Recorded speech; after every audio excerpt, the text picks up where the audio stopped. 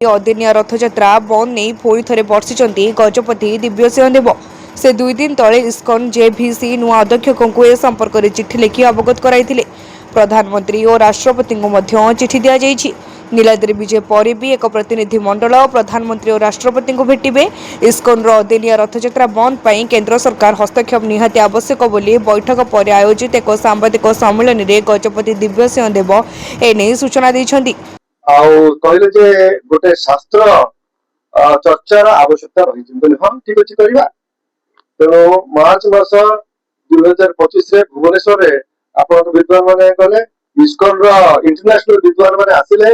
चर्चा है से तीन बही हमको लिखिकी देले प्राय अनेक गुड़िक 30 गुड़िक आर्गुमेंट रहा प्रमाणित करने को चाहिए कहते ठीक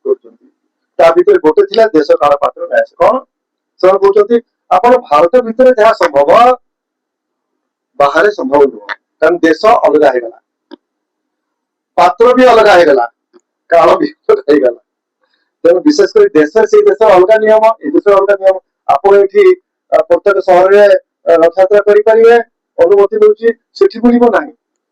इत्यादि इत्यादि अनेक युक्ति देले पाग एमती पाग अनुकूल से पाग अनुकूल नुह इत्यादि से सब जगह खंडन है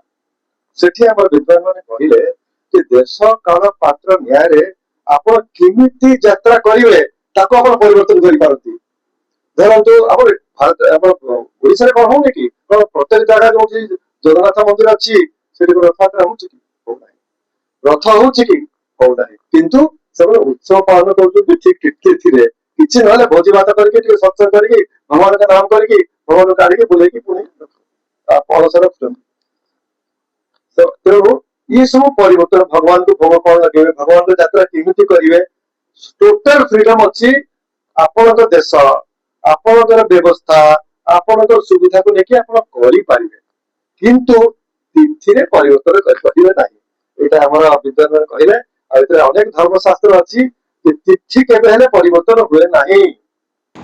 ब्यूरो रिपोर्ट तीर्थक्षेत्र लाइव।